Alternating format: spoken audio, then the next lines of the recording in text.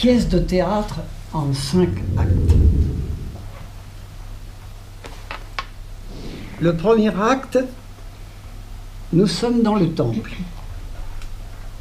Jésus est avec les siens. Partout en France se mettent en place des groupes de lecteurs de Maria Valtorta. Merci de votre présence à tous et à toutes. Ils sont initiés grâce à Jean-Louis qui apporte son aide aux personnes ayant le désir d'approfondir l'œuvre de Maria Valtorta. Mais comment cela se passe-t-il? Ce qui s'est passé depuis des semaines et des semaines, c'est-à-dire les gens me contactent en me disant voilà, j'habite là et qu'est-ce que je peux faire? Tout de suite, il faut voir un lieu où ça va pouvoir se faire, et un lieu ecclésial. Tout comme ici sur la paroisse Sainte-Bernadette d'Angers, Jean-Louis apporte son soutien et son aide dans le choix du lieu, dans l'élaboration du groupe en contactant les personnes locales susceptibles d'être intéressées, mais aussi en faisant des propositions concrètes de rencontres jusqu'à la première rencontre. Lors de la première rencontre, premier point important, nous ne nous connaissons pas en général. Donc on va faire connaissance. Et donc là on invite les personnes qui sont présentes, d'abord à se présenter, ce qu'elles font ces personnes, comment elles ont connu Maria Valtorta, l'œuvre de Maria Valtorta, où est-ce qu'elles en sont de leur lecture. Et puis, si vous voulez, à ce moment-là, ça va déjà passer un bon petit moment, parce que si on est une vingtaine, par exemple, ça demande du temps. Et à ce moment-là, moi, je vais proposer simplement, par exemple, une concordance. C'est-à-dire, on prend un texte, un extrait de l'évangile canonique, d'un dimanche ou d'un jour en semaine, et puis on va chercher, moi je vais chercher la concordance dans l'œuvre de Maria Valtorta, et je présente cela devant l'équipe, comme étant un premier exemple du travail que l'on peut faire. Mais j'explique bien sûr qu'il y aura d'autres formes de travail, comme celle que l'on a fait aujourd'hui, où chacun peut parler d'un extrait qui les a touchés et qu'ils peuvent présenter au groupe pour un échange. La mission de Jean-Louis s'arrête alors. Quand la première rencontre a été faite, moi je me retire. Donc à ce moment-là, c'est la personne qui a été ma correspondante ou mon correspondant qui va se charger, bien sûr, soit d'animer, soit de trouver quelqu'un qui pourra animer pour la durée. Parce que c'est ça qui est important, il faut que c'est une durée et que ce groupe s'agrandisse au fur et à mesure et attire de nouveaux lecteurs. D'Israël.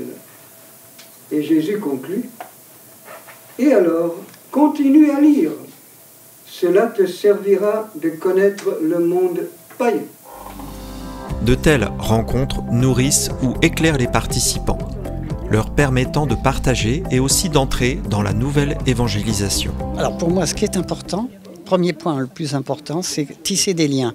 Deuxièmement, évidemment, la plupart des gens peuvent être isolés dans cette lecture. Et quand ils vont rentrer dans une de ces rencontres, ce qui va être tout à fait différent, c'est qu'elles vont partager ce qu'elles lisent, les personnes, avec d'autres. Et ça, c'est essentiel. Parce qu'il va y avoir le retour.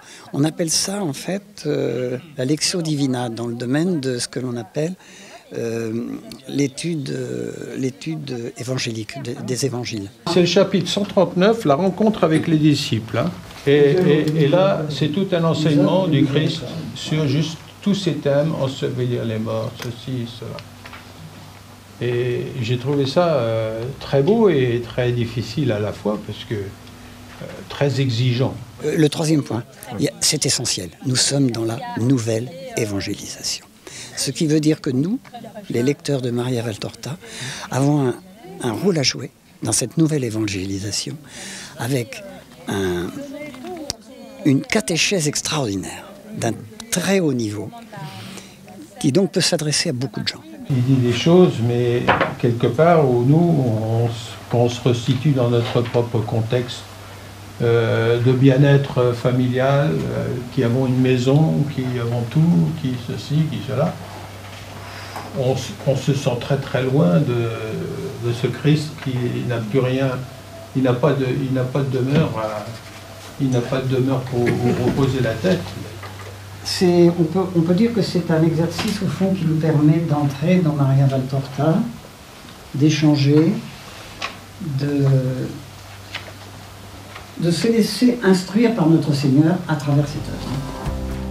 Grâce à ces groupes MV, groupe Maria Valtorta, chaque personne chemine d'une façon spécifique en découvrant des aspects particuliers de l'Évangile et de Jésus. Ça nous permet de partager d'abord nos connaissances. On part à partir d'un livre souvent, hein, et le fait d'échanger, ça nous ramène à des textes, des paroles que l'on aurait oubliées. Et ensemble, on échange, on approfondit justement. Et c'est pour moi très très enrichissant. C'est que j'avais beaucoup de mal à lire la Bible. Et là, j'ai trouvé que ça se lisait facilement et qu'on pouvait faire des comparaisons entre la Bible que j'arrivais pas à lire et là, ça nous donne tous les compléments qu'on a besoin. Moi, je pensais avant que si on est indifférent pour une personne, c'est bien, puisqu'on n'a pas de haine pour elle, on n'a pas de mépris pour elle. Non, c'est simplement l'indifférence. Et Jésus explique que l'indifférence, c'est un manque d'amour. C'est une faute contre l'amour.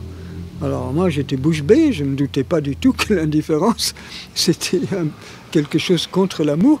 Et depuis, je fais très attention aux personnes auxquelles je suis indifférent. Je sens qu'à chaque fois, j'apprends des choses, je m'enrichis. C'est pas le fait d'apprendre des connaissances, mais c'est plus l'enrichissement, je dirais, du cœur. C'est ça.